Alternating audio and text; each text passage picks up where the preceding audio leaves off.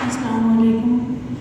आज का हमारा जो टॉपिक है concept of organisation, chapter number 7 education administration का टॉपिक नंबर 2 है।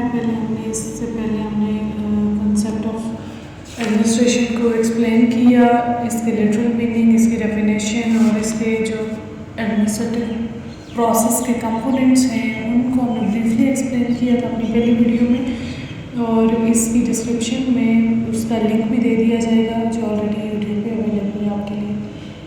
आज का जो हमारा टॉपिक है हम उस पर आते हैं कि जो कंसेप्ट ऑफ ऑर्गेनाइजेशन है वो क्या है। A social unit of people systematically structured and managed to meet a need or to pursue collective goals on a continuing basis।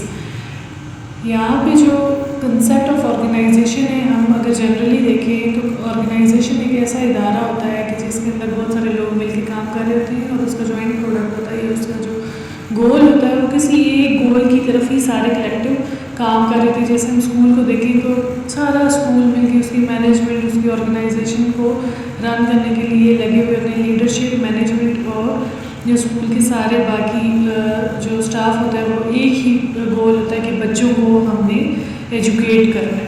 इसी तरह हम हॉस्पिटल को देख लेते हैं, हॉस्पिटल में भी मैनेजमेंट होती है, हॉस्पिटल के अंदर भी एक लीडरशिप होती है, लेकिन जो उसका एक ही कलेक्टिव गोल होता है कि हमने पेशेंट्स को अच्छी हेल्थ केयर की फैसिलिटीज़ प्रोवाइड करनी है, लोगों के लिए फैसिलिटेशन डेस्क बनाने और लोगों को हमने ट्रीट करना है, अच्छे तरीके से उनका इलाज करना है। तो यहाँ पे भी ऐसे ही कुछ लिखा हुआ है कि एक सोशल यूनिट ऑफ पीपल है जो सिस्टमेटिकली स्ट्रक्चर्ड हुई है, यानी स्ट्रक्चर में बनी हुई है और मैनेज कर रहे हैं वो सारे लोग मिल के। सोशल यूनिट जो है वो एक स्ट्रक्चर्ड है और managed to meet the need, यानी लोगों की ज़रूरियात को पूरा करने के लिए और एक परसू कर रही है एक कलेक्टिव गोल को ऑन अ कॉन्टिन्यूइंग बेस, और ये मुसलसल काम कर रही है विदाउट एनी डिले और किसी भी रुकावट के बगैर ही मुसलसल काम कर रही है। ऑल ऑर्गेनाइजेशन है मैनेजमेंट स्ट्रक्चर। जितने भी अभी मैंने यही बताया है कि जितने भी ऑर्गेनाइजेशन होती हैं, चाहे स्कूल हो, हॉस्पिटल हो या कोई और इदारा ले लें, उसके अंदर एक मैनेजमेंट स्ट्रक्चर ज़रूर होता है जो उसको मैनेज, उसके अंदर सारे जो वर्क डन हो रहा है उसको मैनेज कर होता है। That determines relationship between the functions and positions and divides and subdivides and delegates roles, responsibilities and authority to carry out definite tasks। यानी वो मैनेजमेंट वो सारे फंक्शंस को देख रही होती है कि वो सिस्टमेटिकली वर्क कर रहे हैं या नहीं कर रहे, और उसके अंदर एक ऐसी फंक्शनल यूनिट होती है, अथॉरिटी होती है जो कि डूज और डोंट्स को डिसाइड करती है कि ये चीज़ हमने अब करनी है और ये चीज़ अब हमने नहीं करनी। एक रिस्पॉन्सिबिलिटी होती है कुछ लोगों के ऊपर कि उसने उस इदारे को, वो जो ग्रुप ऑफ पीपल है या यूनिट ऑफ पीपल है, उसने देखना है कि क्या जो ऑर्गेनाइजेशन है वो सिस्टमेटिकली वर्क कर रही है या नहीं कर रही। Organisations are open systems in that they are affected by the environment beyond their boundaries. Environment एक ऐसा ऑर्गेनाइजेशन एक ऐसा ओपन सिस्टम है जो कि अफेक्ट भी हो रही होती है और अफेक्टेड बाय द एनवायरनमेंट, जो खुद भी इफेक्ट कर रही होती है इन्वायरमेंट को और इन्वायरमेंट भी उसके ऊपर अफेक्ट कर रहा होता है बियॉन्ड देयर बाउंड्रीज। यानी स्कूल में बच्चे आते हैं डिफरेंट कम्युनिटीज़ के, डिफरेंट फैमिलीज़ के, डिफरेंट बैकग्राउंड रखते हैं, वो आपके इदारे पे इन्फ्लुएंस करते हैं, उसको अफेक्ट करते हैं। जहाँ पे आप अपने बच्चों को अच्छी एजुकेशन दे रहे हैं, उनको अच्छा पढ़ा रहे हैं, जैसे आप अपने बच्चों के ऊपर अपने जो स्कूल के बच्चे हैं या जो स्टूडेंट्स हैं वो भी पार्ट ऑफ द ऑर्गेनाइजेशन है। जिस तरीके से आप या आपका जो सिस्टम है या मैनेजमेंट अफेक्ट कर रही है आपके स्टूडेंट्स के ऊपर, इसी तरीके से जो स्टूडेंट्स की फैमिलीज़ हैं या जो स्टूडेंट्स का एटीट्यूड है, उनका बिहेवियर है, वो भी ऑर्गेनाइजेशन को उसको अफेक्ट कर रहा होता है। उसी तरीके से ये टू वे ट्रैफिक चलती है। ऐसे नहीं हो सकता कि मैनेजमेंट तो अफेक्ट करे लेकिन जो स्टूडेंट है या जो इन्वायरमेंट है वो अफेक्ट ना करे मैनेजमेंट को। टू वे ट्रैफिक है, इस पर इन्वायरमेंट भी इफेक्ट होती है और इस पर मैनेजमेंट भी इफेक्ट होती है। दोनों एंटागोनिस्टिक पेयर ऑफ मसल्स की तरह काम करते हैं। ऑर्गेनाइजेशन के बारे में और फर्दर इसमें ये लिखा हुआ है कि कहना चाह रहे हैं इस बुक में कि it includes both structure of machinery and the process. इसमें एक तो स्ट्रक्चर ऑफ मशीनरी होती है जिसको मैनेजमेंट कह सकते हैं, दूसरा वो प्रोसेस होता है जो उसके अंदर कॉन्टीन्यूसली हम चला रहे होते हैं, जो हमारे कलेक्टिव गोल्स होते हैं, जो हमने देखना होता है कि हमने ये हम एक ऑर्गेनाइजेशन को रन तो कर रहे हैं लेकिन इसका एंड प्रोडक्ट क्या होगा, हमें साल के एंड पे हमें क्या अचीव करना है। हमारे बच्चे जब हम स्कूल की बात करते हैं, चूँकि हम एजुकेशनल मैनेजमेंट को देख रहे हैं, तो स्कूल हम एक रन करते हैं तो उसका हमारी यही एक गोल होता है कि हमारा बच्चा, हमारा स्टूडेंट अच्छे से पढ़े और उसके अच्छे मार्क्स आए और वो ग्रो करे, वो प्रॉस्पेरिटी की तरफ जाए, वो बड़ा होके सोसाइटी का एक अच्छा इंसान बने, मतलब एक यूज़फुल पर्सनालिटी बने, रादर कि वो लोगों पे बोझ बने, वो खुद ऐसा बंदा हो, एक ऐसा इफेक्टिव पर्सन बने कि जो अपनी फैमिली को, अपनी सोसाइटी को साथ लेके चले।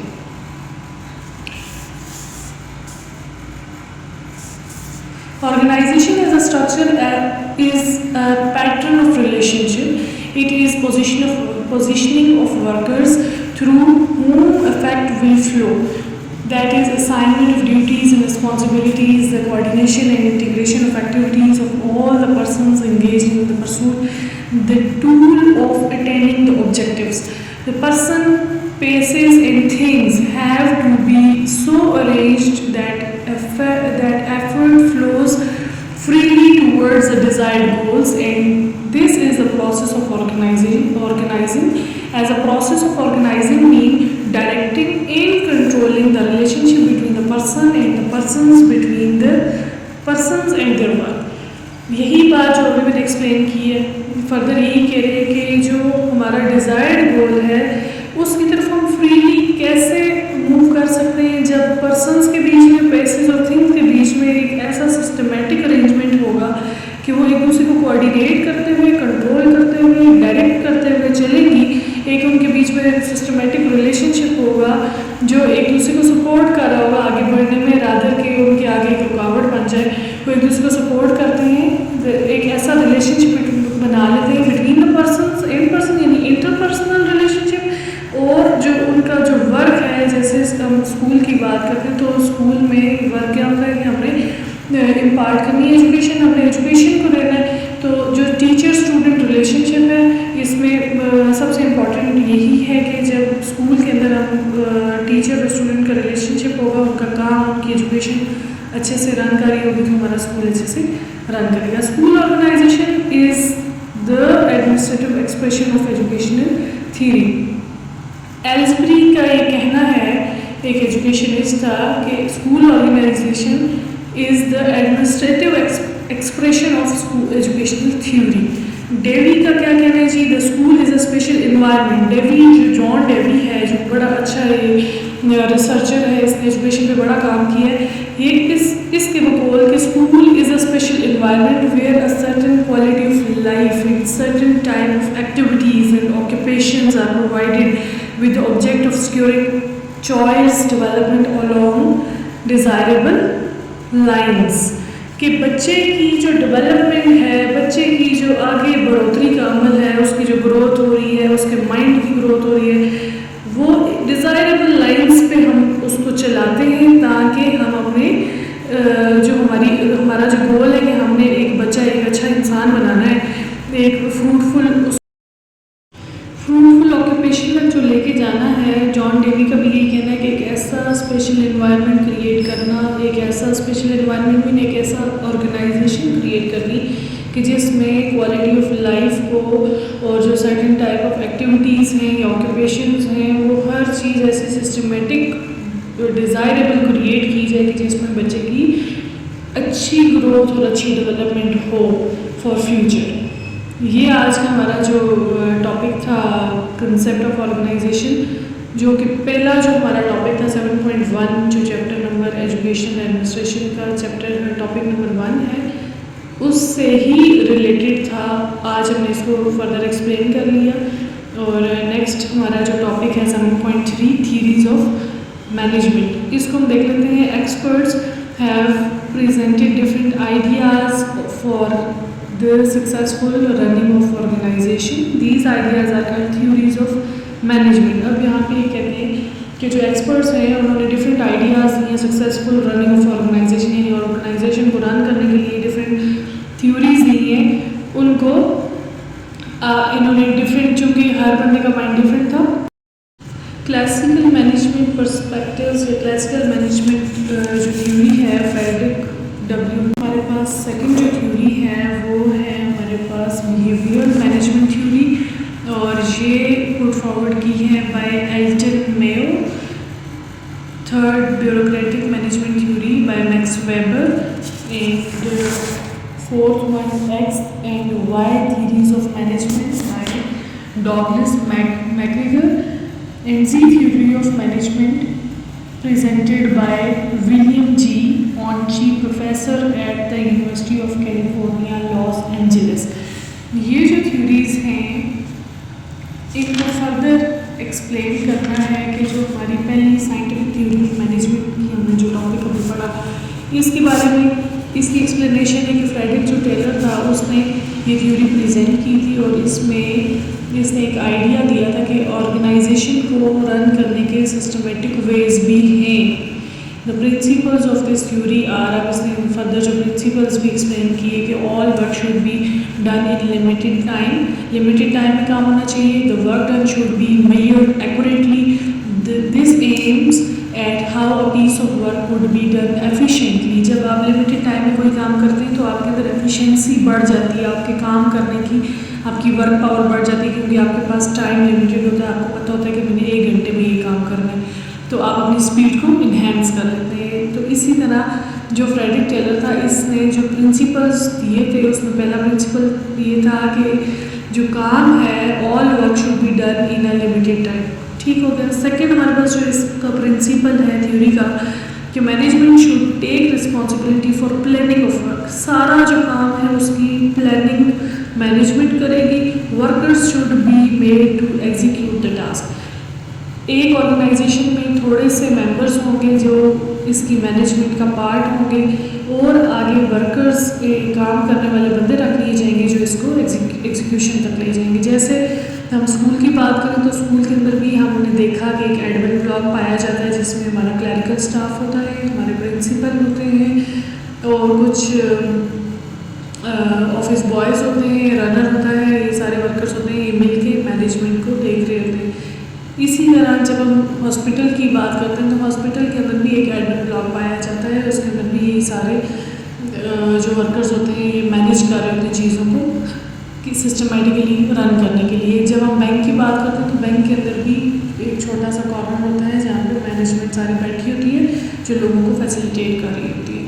तो फर्स्ट पॉइंट ये हो गया कि लिमिटेड टाइम में काम कंप्लीट करना है। सेकंड पॉइंट रिस्पॉन्सिबिलिटी जो प्लानिंग की है वो मैनेजमेंट की रिस्पॉन्सिबिलिटी होगी और जो वर्कर्स होंगे वो काम करने वाले होंगे। थर्ड प्रिंसिपल है मैनेजमेंट शुड बी ट्रेंड। जो मैनेजमेंट है वो ट्रेंड होगी and should be taught to apply scientific principles of management and control, for example in selection and training of workers। Management trend होगी, फुली ट्रेंड, और वो scientific principles को apply करेगी for the selection and training of workers को, यानी workers को control करने के लिए या उनको एम्प्लॉयमेंट देने के लिए भी एक सिस्टमेटिक प्रोसेस को या साइंटिफिक प्रोसेस को वो follow. And the last point is wages should be according to output, और जो उसके वेजेस होंगे या उनकी जो तनख्वाह होगी या जो उनकी उजरत होगी या उनको जो पैसे मिलेंगे वो उनकी आउटपुट पे डिपेंड करता है कि वो कितना अच्छा काम परफॉर्म करते हैं। This theory aimed at lowering the unit of cost by increasing the efficiency of management. It is a rigid process and focused on discipline, high concentration on job, strict incentive pay system।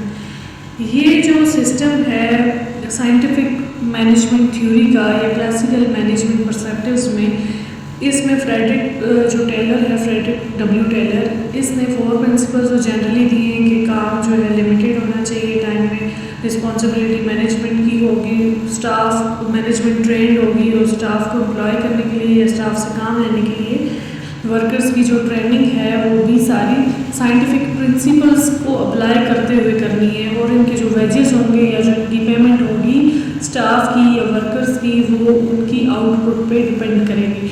और ये जो theory है ये एक तो इसकी cost को लो कर देगी जो वर्कर की आ रही है, और इंक्रीज़ कर देगी एफिशिएंसी ऑफ मैनेजमेंट को। वर्कर के जो पेमेंट होगी उसको कम करेगी और एफिशिएंसी ऑफ मैनेजमेंट को इंक्रीज़ करेगी।